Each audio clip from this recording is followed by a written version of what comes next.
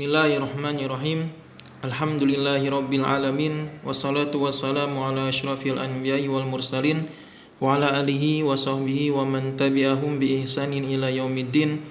Amma ba'du. Assalamualaikum warahmatullahi wabarakatuh.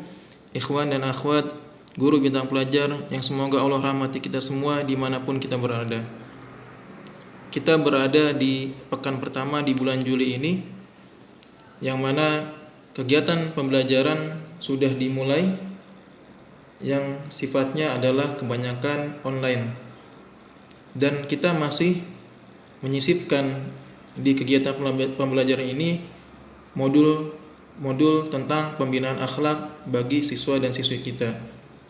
Tujuannya adalah agar siswa-siswi kita nanti ke depannya tidak hanya menjadi seseorang yang berprestasi tinggi, menjadi orang yang sukses nanti di masa depannya, tetapi juga dia mempunyai akhlak yang mulia, ya, akhlak yang mana dia tidak berbohong, yang tidak merugikan orang lain atau merugikan negara kita ini.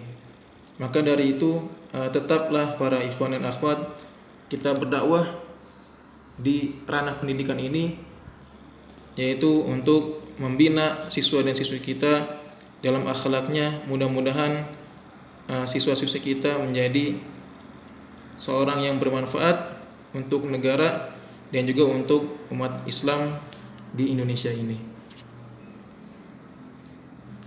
Adapun arahan MPA Cafe Online,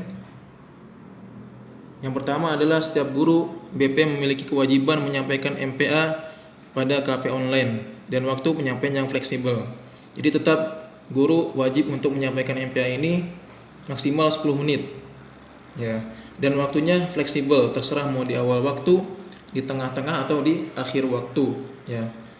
Ya, kita cari waktu yang sesuai dengan minat dari siswa dan siswi kita. Yang kedua adalah slide materi MPA untuk KP online divisi PA2 menyediakan slide tersebut. Insya Allah kan masih online kebanyakan, maka kita sediakan slide-nya. Ya, insya Allah nanti akan saya berikan linknya agar para guru bisa mendownloadnya dan mengajar dengan memperlihatkan slide dari yang diterbitkan oleh divisi PAP2. Yang ketiga adalah slide berisi materi dan pengayaan. Nanti juga akan diberikan pengayaan, insya Allah. Tujuannya adalah apa? Yang keempat, yaitu agar sebagai tambahan materi untuk guru jika dirasa materi yang telah disampaikan kurang dan butuh penguatan. Dan insya Allah di slide kali ini kita akan lebih meringkaskan. Tujuannya apa? Agar tidak memberatkan para guru dan agar para guru bisa mengembangkan materi yang ada, sehingga tidak hanya berkutat di slide ini saja, tapi bisa mengembangkannya dari beberapa literatur yang lainnya. Adapun di bulan Juli ini kita akan membahas 4 bab. Yang pertama adalah bab keutamaan menuntut ilmu yang bermanfaat. Yang kedua adalah mengetahui hak Allah. Yang ketiga mengetahui hak Nabi Muhammad SAW. Dan yang keempat adalah berbakti kepada orang tua. Karena 4 bab ini adalah yang paling penting yang harus diketahui oleh para siswa dan siswi. Oke, kita langsung ke bab yang pertama, keutamaan menuntut ilmu yang bermanfaat. Guru diwajibkan atau diharuskan mampu menyebutkan kiat-kiat menuntut ilmu syar'i sebagaimana nasihat Imam Syafi'i. Ini ada di buku, adapun di slide tidak ada. Yang kedua, guru mampu menghafal satu dalil pada bab ini tidak harus. Yang ketiga adalah mengetahui 3 keutamaan menuntut ilmu yang bermanfaat dan menghafal satu dalilnya. Ini indikator khususnya penyampaian materi untuk guru. Ya, sekarang apa itu ilmu? Ya, ilmu secara bahasa adalah mengenal suatu dengan keadaan yang sebenarnya, dengan pengetahuan yang pasti, bukan mengetahui yang bukan sebenarnya. Ya, itu adalah ilmu, adalah mengetahui suatu dengan keadaan yang sebenarnya. Adapun secara istilah adalah sebagian ulama menjelaskan bahwa ilmu adalah pengetahuan yang merupakan lawan daripada kebodohan. Dan hukum mempelajarinya yaitu adalah wajib, sebagaimana yang Rasulullah SAW katakan, thalabul ilmi fardhatun ala kulli muslimin. Menuntut ilmu merupakan kewajiban atas setiap muslim. Ilmu apa yang wajib dipelajari? Ya, ada di sini. Nah, ilmu itu terbagi menjadi 2. Yang pertama, ilmu yang bermanfaat. Nah, ilmu yang bermanfaat ini ada, pertama ada yang sifatnya fardu ain. yaitu wajib bagi setiap muslim untuk mempelajarinya. Misalnya akidah, rukun Islam, ya kan, misalkan adalah setiap muslim wajib mengetahui bagaimana dia sholat, ya maka dia wajib untuk bisa membaca Al-Fatihah, mengetahui bagaimana doa-doa ruku, bagaimana ruku dan doa-doa sujud, dan bagaimana dengan cara sujudnya hingga akhir sholatnya, karena itu adalah rukun sholat, rukun, bagian daripada rukun Islam. Dan seorang muslim juga wajib mengetahui bagaimana fikih tentang puasa, karena dia akan menjalani puasa, dan juga harus mengetahui tentang masalah zakat, yaitu zakat fitrah ataupun zakat-zakat yang lainnya yang dia terkena kewajiban dalam hal zakat itu. Dan juga yang bagi yang mampu, dia juga wajib mengetahui bagaimana berhaji, ya itu adalah wajib untuk setiap muslim untuk belajar hal itu, ya. Dan yang ketiga adalah rukun iman, ya dia wajib untuk mengetahui siapa Rabb dia, yaitu Allah, dan dia wajib mengetahui siapa nabi mereka, ya, dan juga dia mengetahui siapa aja malaikat yang perlu diketahui, dan juga pekerjaannya, kewajibannya, yang juga mengetahui tentang masa hari kiamat, ya kan, qada dan sebagainya. Itu wajib diketahui oleh setiap muslim, ya, karena itu adalah keharusan sebagai seorang muslim dan konsekuensinya. Dan yang kedua adalah fardu kifayah. Fardu kifayah adalah harus ada sebagian kaum muslimin yang menguasainya, ya. Jika sebagian muslimin sudah menguasainya, maka yang lain tidak diwajibkan. Nah, ini terbagi menjadi dua, yaitu adalah mukamilat dan mukawwimat. Mukamilat adalah yang penyempurna, seperti misalkan di ilmu-ilmu agama, misalkan ilmu tafsir, ilmu hadis, ilmu waris, dan ilmu bahasa dan sebagainya. Ya, jika misalnya ada sebagian dari kita yang sudah memahami ilmu tafsir, ilmu hadis, ilmu waris dan sebagainya, maka bagi sebagian kaum muslimin yang lain itu tidak diwajibkan. Yang kedua adalah mukawwimat, ya penguat, yaitu misalkan ilmu kedokteran, ilmu pertanian, ilmu keinsinyuran dan sebagainya. Ini adalah fardu kifayah. Jika ada sebagian yang mengetahui hal itu, maka bagi sebagian muslim yang lain itu tidak diwajibkan. Tetapi jika di suatu negeri tidak ada yang mengetahui tentang ilmu kedokteran, maka wajib harus ada yang pelajari ilmu kedokteran dan juga yang sebagainya. Yang kedua adalah ilmu yang tidak bermanfaat, ya, ilmu yang hukumnya terlarang untuk dicari dan dipelajari karena akan membawa pelakunya kepada kesesatan dan kemaksiatan kepada Allah. Contohnya adalah ilmu sihir, ilmu perdukunan, ilmu filsafat yang tidak bermanfaat, ya kan, yang memasukkannya kepada sifat-sifat Allah, ya kan, yang hanya menghancurkan akal, maka adalah ilmu yang tidak bermanfaat, ya, yang merupakan jalan menuju kejahatan. Dan Rasulullah mengatakan di setiap pagi, di zikir paginya, Rasulullah SAW selalu berdoa dengan doa ini. Allahumma inni as'aluka ilman nafi'an wa rizqan thayyiban wa amalan mutaqabbala. Ya Allah, sungguhnya aku minta kepadamu ilmu yang bermanfaat. Maka dari sini pun kita bisa ambil kesimpulan bahwa ilmu itu terbagi menjadi yang bermanfaat dan yang tidak bermanfaat, ya. Wa rizqan thayyiban, dan rezeki yang thayyib, yang halal, yang berkah. Wa amalan mutaqabbala, dan juga amal yang diterima. Ya, terus keutamaan untuk ilmu itu apa? Yang pertama adalah ditinggikan derajatnya. Allah mengatakan, yarfa'illahil ladzina amanu minkum wal ladzina utul ilma darajat. Allah akan meninggikan orang-orang beriman dan orang-orang yang diberikan ilmu pengetahuan beberapa derajat, yang nanti di surga dan juga di dunia. Yang kedua adalah pahala yang tidak terputus, ya kan. Rasulullah SAW mengatakan, idza mata ibnu adam in qata'a amalu illa min thalas, ya kan, shadaqatun jariyah wa ilmun yantafi'u bihi wa waladun shalihun yad'u lahu.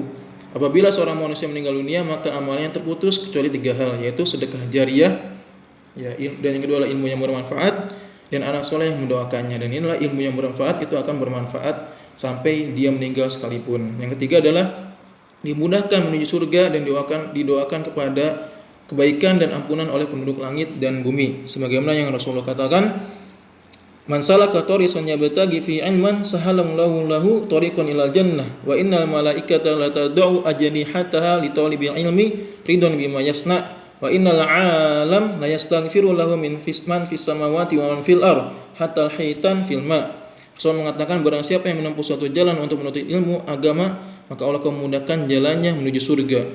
Sungguhnya para malaikat membentangkan sayap-sayapnya untuk orang yang menuntut ilmu agama karena ridho atas apa yang mereka lakukan. Dan sungguhnya orang yang berilmu benar-benar dimintakan ampun oleh penghuni langit dan bumi, bahkan oleh ikan-ikan yang berada di dalam air pun juga memintakan ampun untuk para penuntut ilmu. Ini adalah keutamaan bagi seorang penuntut ilmu, yaitu dimudahkan untuk dimasukkan surga dan diampuni oleh seluruh penduduk langit dan juga penduduk bumi.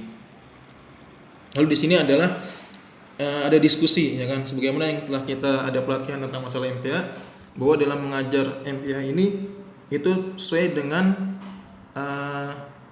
tingkat sekolahnya. Ya, misalkan untuk anak SD maka kita banyak-banyak untuk menceritakan, untuk anak SMP kita kasih materi ya kan, materi dan juga sedikit diskusi. Adapun untuk anak-anak SMA kita banyakkan diskusi agar menarik bagi mereka. Nah, di sini adalah contoh diskusi ya, nggak mesti di sini, bisa mengambil tema diskusi yang lainnya. Misalkan adalah bagaimana pandangan Islam dalam pelajari agama di negeri non muslim, ya kan, boleh atau tidak, atau mempelajari ilmu-ilmu yang bermanfaat yang lainnya, kedokteran dan sebagainya di negeri non muslim, boleh atau tidak, ya kan. Dan yang kedua adalah bagaimana menurut Anda tentang hadis tuntutlah ilmu walau di negeri Cina, dan apa makna yang terkandung di dalamnya, apakah ini adalah benar hadis atau bagaimana, silakan didiskusikan, atau diskusi-diskusi tentang yang lainnya. Oke, lanjut ke bab yang kedua, yaitu hak Allah yang wajib dipenuhi oleh seorang hamba. Ya, indikator penyampaiannya adalah mengetahui hak Allah atas hambanya beserta dalilnya. Yang kedua adalah mampu menghafal satu dalil kewajiban beribadah hanya kepada Allah. Yang ketiga, mengetahui 3 keutamaan tauhid. Yang keempat, mampu memahami pengertian dan aplikasi 3 jenis tauhid. Ya, yang perlu kita tanamkan kepada siswa-siswi kita dan semua anak-anak kita adalah tanamkan pada diri mereka bahwa mereka diciptakan adalah bukan untuk sia-sia, bukan untuk mengejar dunia, bukan untuk mengejar impian mereka yang semua sifatnya adalah dunia. Tapi mereka diciptakan, dilahirkan oleh orang tua mereka, tujuannya adalah satu, yaitu apa? Yaitu beribadah kepada Allah Subhanahu wa taala. Ini sebagaimana yang dimaktubkan dalam Al-Qur'an. Allah mengatakan, "Wa ma khalaqtul jinna wal insa illa liya'budun." Dan tidaklah aku menciptakan jin dan juga manusia melainkan mereka untuk menyembah kepadaku, ya kan? Dan juga Allah mengatakan, "Afa hasibtum annakum khalaqnakum abatsa wa annakum ilaina la turja'un." Apakah mereka mengira bahwa kami menciptakan mereka itu hanya sebagai main-main, senda gurau, tidak ada tujuannya, ya kan? Fata'alallahul malikul haq, ya. Maka Maha Suci Allah yang raja yang sebenar-benarnya, wa huwa rabbul arsyil azim, ya kan, dia adalah Rabb arsy yang besar. Enggak mungkin raja yang sebenar-benarnya, raja yang penuh hikmah menciptakan makhluk tanpa ada tujuan di dalam menciptakan makhluk itu, ya kan. Ya, adalah tujuannya adalah untuk beribadah kepada Allah. Lalu hak Allah atas hambanya adalah beribadah, ya kan. Maka beribadah itu apa? Yaitu mentauhidkan Allah. Apa itu mentauhidkan Allah? Yaitu tauhid adalah menjadikan Allah sebagai satu-satunya sembahan yang benar dengan segala kekhususannya. Ya, kita hanya beribadah dengan Allah, misalkan sholat, zakat, menyembelih dan sebagainya, itu hanya untuk Allah. Apa yang menjadi khususan Allah maka kita hanya khususkan kepada Allah. Tidak boleh kita khususkan kepada yang lainnya, bahkan kepada nabi, para malaikat yang dekat dengannya, bahkan sampai kepada wali-walinya. Ya, yang kita ketahui bahwa seluruh alam itu mentauhidkan Allah. Ya, semua langit dan bumi itu semua yang mentauhidkan Allah. Ya, kecuali jin dan manusia itu yang diuji oleh Allah. Apa buktinya? Yaitu wa in min syai'in illa yusabbihu bihamdihi walakin la tafqahuna tasbihahum innahu kana haliman ghafura. Sungguhnya tidak ada suatu pun melainkan bertasbih dengan memujinya, tapi kamu sekalian tidak mengerti tasbih mereka. Ya, langit itu bertasbih. Matahari bertasbih dengan cara beredar di orbitnya. Bumi pun juga beredar dengan di orbitnya. Itu adalah tasbihnya mereka. Itu cara beribadahnya mereka. Gunung pun juga bertasbih, ya kan. Dan semua itu bertasbih sesuai dengan mereka, ya, sesuai dengan ibadah mereka. Tapi kita tidak mengetahuinya. Innahu kana haliman ghafurun. Dan sungguhnya Allah itu Maha Penyantun lagi Maha Pengampun. Dan ketahuilah bahwa tauhid itu terbagi menjadi 3. Yang pertama adalah tauhid rububiyah, yaitu mengesahkan perbuatan Allah. Yang misalkan menciptakan, memberikan rezeki dan mengatur alam semesta, maka kita wajib untuk mengesahkan perbuatan Allah ini. Yang khusus untuk Allah itu menciptakan, memberikan rezeki dan juga mengatur alam semesta. Enggak boleh kita menyayangi Allah dalam hal ini, ya, atau menjadikan selain Allah disayangi dalam hal ini. Yang kedua adalah tauhid uluhiyah, yaitu mengesahkan ibadah hanya kepada Allah Subhanahu wa taala. Nah, inilah misalkanlah salat, puasa, zakat, menyembelih, haji, ya kan, doa dan sebagainya itu hanya untuk Allah, tidak boleh kita serahkan kepada yang selainnya. Yang ketiga adalah tauhid asma wa sifat. Apa itu? Yaitu mengesahkan Allah dengan nama dan sifat-sifat Allah yang sempurna. Ya, maka enggak boleh kita menamakan orang dengan Allah. Atau enggak boleh kita menamakan orang dengan Ar-Rahman. Enggak boleh kita menamakan orang dengan Ar-Razzaq, ya kan, dan sebagainya. Ya, maka gantilah dengan carilah nama-nama yang lainnya. Ya, keutamaan terus bagaimana orang yang bisa merealisasikan tauhid? Maka inilah keutamaan bagi orang yang bisa mengaplikasikan tauhid Allah Subhanahu wa taala, yaitu baik itu tauhid rububiyah, uluhiyah dan juga asma sifat. Apa itu keutamanya? Keutamanya adalah yang pertama, ya bani Adam, law ataitani bi qurabil ardi khotoya tsumma lakitani la tusyrik bi syai'an lakitaka bi qurabiha maghfirah. Allah mengatakan, wahai bani Adam, seandainya engkau datang kepadaku dengan dosa sepenuh bumi, sedangkan engkau ketika mati tidak menyekutukan aku sedikit pun, juga pasti akan aku berikan kepada ampunan sepenuh bumi pula. Ya, jadi orang yang mentauhidkan Allah, walaupun dia punya dosa yang banyak, itu nanti dia hari kiamat dia tetap menjadi penghuni surga. Walaupun mungkin dia akan diadab dulu nanti di akhirat, ya kan. Jadi jangan kita katakan orang yang membunuh, ya kan, ya kan, dan dia seorang muslim, jangan kita katakan dia adalah orang kafir atau kekal di neraka dan sebagainya. Karena hadis ini. Yang kedua adalah dihilangkan kesulitan dan juga kesedihannya di dunia dan akhirat. Allah mengatakan, wa may yattaqillah yaj'al lahu makhraja wa yarzuqhu min haitsu la yahtasib. Barang siapa yang bertakwa kepada Allah, niscaya akan mengadakan baginya jalan keluar dan memberinya rezeki dari arah yang tidak sangka-sangka. Yang ketiga adalah dijamin masuk surga. Ini Rasulullah mengatakan, man mata wa lam yusyrik billahi syai'a dakhala jannah. Barang siapa yang meninggal dalam keadaan tidak menyekutukan Allah dengan sesuatu pun, niscaya dia akan masuk surga. Pasti itu dia akan masuk surga, ya kan. Nah, di sini diskusinya, benarkah anggapan bahwa pembagian tauhid menjadi 3 menyerupai dengan dogma trinitas dalam agama Kristen? Siapakah orang pertama kali yang menyatakan hal ini dan apa landasannya menjadikan pegangan mereka? Ini diskusi, ya kan. Ya, di kita ada namanya tauhid uluhiyah, rububiyah dan asma sifat. Berarti sama dengan keyakinan orang Kristen. Ya, ini bagaimana cara membatahnya? Yang kedua adalah apa hujah para ulama dalam menetapkan bagian tauhid kepada 3 bagian? Bagaimana hujah para ulama? Ya, jawabannya adalah ini adalah penelitian para ulama dari Al-Quran dan hadis bahwa tauhid itu terbagi menjadi 3. Ya, yang keempat, bab yang ketiga adalah hak Nabi SAW yang wajib ditunaikan kaum muslimin. Ya, indikator khususnya adalah guru mengetahui 6 hak Nabi Muhammad SAW beserta dalilnya agar disampaikan kepada muridnya. Guru menyebutkan bentuk dan cara selawat yang benar. 3. Guru menghafal 3 dalil mengenal hak Nabi Muhammad SAW.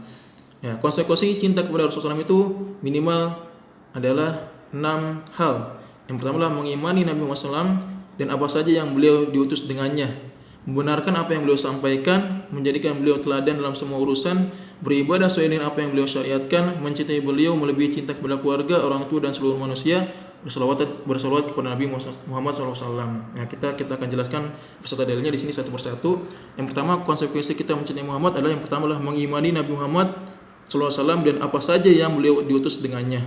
Allah mengatakan, ya ayyuhalladzina amanu taqullaha wa aminu bi rasulihi yu'tikum kiflaini min rahmatih wa yaj'al lakum nura yamshuna bihi wa yaghfir lakum wallahu ghafurur rahim. Allah mengatakan, wahai orang yang beriman, bertakwalah kepada Allah dan berimanlah kepada Rasulnya yaitu Muhammad SAW. Niscaya Allah akan memberikan rahmatnya 2 bagian. Apa itu? Menjadikan untukmu cahaya yang dengan cahaya itu dapat kamu berjalan, yaitu di akhirat kelak dan juga di dunia dengan disebutnya Al-Furqan, membedakan antara yang hak dan juga yang batil.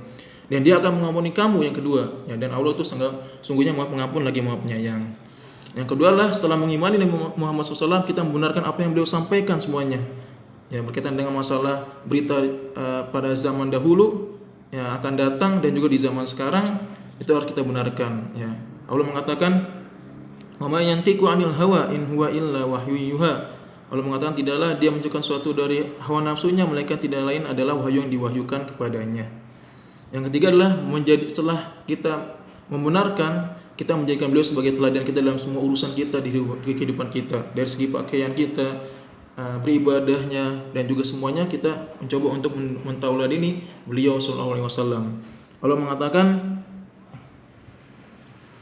laqad kana lakum fi rasulillahi uswatun hasanatun liman kana yarjullaha wal yawmal akhir wa dzakarallaha katsira.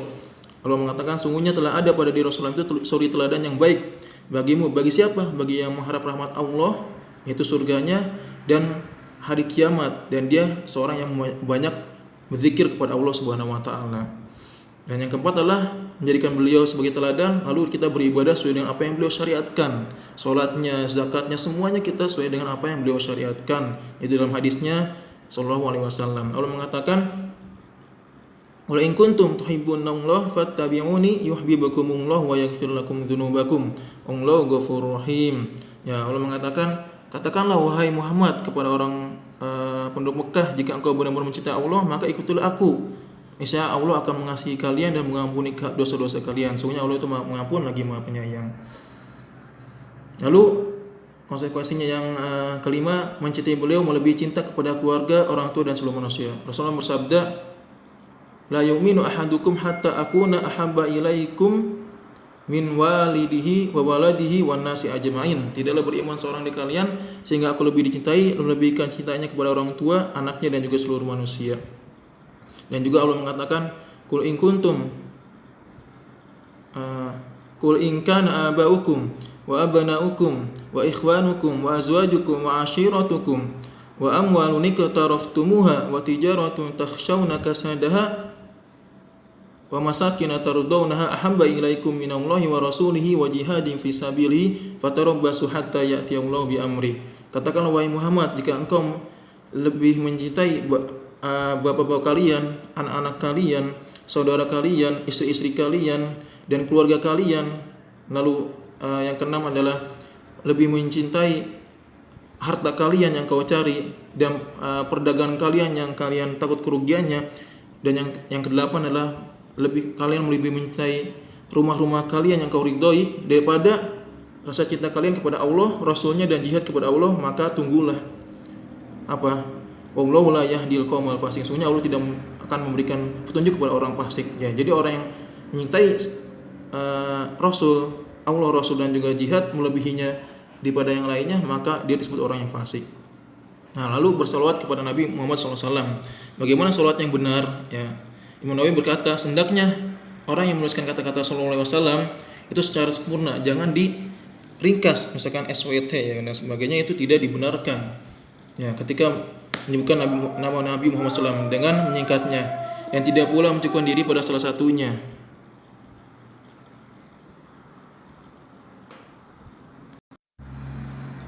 Ya, salawat yang benar itu seperti apa? Ya, ada 3 salawat yang benar. Yang pertama adalah seperti yang saat kita bacakan di tasyahud, kan? Ya, Allahumma sholli ala Muhammad wa ala ali Muhammad kama shallaita ala Ibrahim wa ala Ibrahim wa barik Allahumma barik ala Muhammad wa ala ali Muhammad kama barakta ala Ibrahim wa ala ali Ibrahim fil alamin innaka Hamidum Majid, atau doa-doa tasyahud yang lainnya. Yang kedua adalah mengatakan sallallahu alaihi wasallam. Nah, yang ketiga adalah alaihi salatu wasallam. Jadi jangan kita katakan SWT dan sebagainya. Ya, diskusi apakah yang Anda pahami tentang pernyataan bahwa melakukan kebid'ahan berarti telah meninggalkan sunnah? Ini diskusi untuk anak-anak SMA atau diskusi-diskusi yang lainnya. Ya, bab yang keempat adalah hak orang tua yang wajib ditunaikan anak. Ya, hak orang tua yang wajib ditunaikan anak adalah indikatornya bagi guru mampu menghafal 3 dalil keutamaan berbakti kepada orang tua, guru mampu menyebutkan 7 hak orang tua yang wajib ditunaikan anak, dan ketiga guru mampu menyebutkan 5 contoh durhaka kepada orang tua. Ya, di sini kita ambil sebagian saja. Birrul walidain, yaitu berbakti kepada orang tua. Ya, itu telah ada di dalam Al-Qur'an dengan jelas. Allah memerintahkannya dan juga di dalam sunnahnya. Ya, Allah mengatakan setelah memerintahkan manusia untuk bertauhid, Allah memerintahkan untuk berbakti kepada orang tua. Apa itu dalilnya? Allah mengatakan, wa qadara rabbuka alla ta'budu illa iyyahu wa bil walidaini ihsana. Imma yablughanna 'indakal kibaru ahaduhuma aw kilahuma fala taqul lahumu uffin wa la tanharhuma wa qul lahumu qawlan karima wakhfid lahumu janaha dhulli minar rahmati wa qur rabbirhamhuma kama rabbayani shaghira. Allah mengatakan, dan Rabbmu telah memerintahkan supaya kamu jangan menyembah selain Dia, dan hendaklah kamu berbuat baik pada ibu dan bapakmu. Perhatikan, setelah Allah menyuruh untuk beribadah kepada Allah, tujuan utama manusia diciptakan, Allah menyuruh untuk berbuat baik kepada ibu dan bapaknya dengan sebaik-baiknya. Perhatikan hal ini. Jika seseorang di antara keduanya atau kedua-duanya sampai berumur lanjut dalam pemeliharaanmu, maka janganlah sekali-sekali kamu mengatakan kepada keduanya perkataan aja saja sudah dosa atau bentuk durhaka kepada orang tua, apalagi yang lainnya seperti memukul, marah dan sebagainya. Dan janganlah kamu membentak mereka dan ucapkanlah kepada mereka perkataan yang mulia. Dan perhatikanlah bagaimana kiasan Al-Qur'an, sebaiknya kita interaksi dengan orang tua kita, yaitu seperti ini.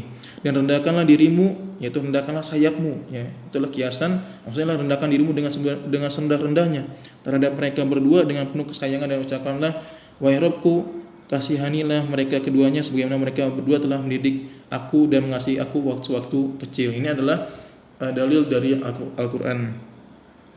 Ya, ya dari sunnah ada banyak. Ya kita ambil 3 saja. Yang pertama adalah termasuk amal yang paling utama. Ya dari Ibnu Mas'ud mengatakan, saya bertanya kepada Rasulullah, ayul amali ahabu ilallah, amalan apa yang paling dicintai Allah? Rasulullah bersabda, as-salatu fi waqtiha, yakni salat di tepat waktunya. Yang kedua adalah summa ai, kata Rasul mengatakan birrul walidain, yaitu berbakti kepada orang tua. Summa ai, kata sahabat mengatakan, Rasul bersabda berjihad di jalan Allah. Perhatikan, Rasulullah menggandingkan berbakti kepada orang tua dengan 2 hal yang sangat utama sekali dalam Islam, yaitu sholat di tepat waktu dan juga berjihad di jalan Allah. Dan itu bahkan birrul walidain di atas jihad di jalan Allah. Yang kedua adalah keridhaan Allah berada di balik keridhaan orang tua. Rasulullah mengatakan, ridha'ullahu ala ridhul walidain wa sakhatullahu ala sakhatul walidainnya. Ridha Allah bergantung kepada keridhaan orang tua dan murka Allah bergantung kepada kemurkaan orang tua. Yang ketiga adalah akan diluaskan rezeki dan dipanjangkan umur. Rasul mengatakan, barang siapa yang ingin diluaskan rezekinya dan dipanjangkan umurnya, maka hendaklah ia menyambung silaturahminya termasuk kepada orang tuanya. Maka ada sebuah perkataan yang bagus, jika engkau ingin menjadi rezeki kamu seperti raja, maka jadikanlah orang tuamu sebagai raja. Itu adalah perkataan yang sangat benar sekali. Ya, bentuk-bentuk durhaka kepada orang tua apa saja? Yang pertama adalah bakhil atau kikir.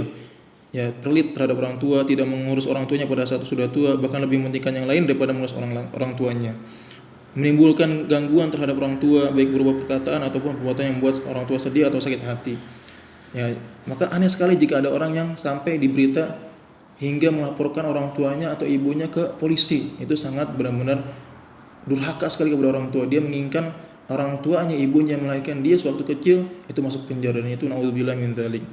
Dan yang ketiga berkata atau cis dan tidak memenuhi panggilan orang tua apalagi sampai membentaknya. Ini adalah saja sudah dilarang di dalam Islam.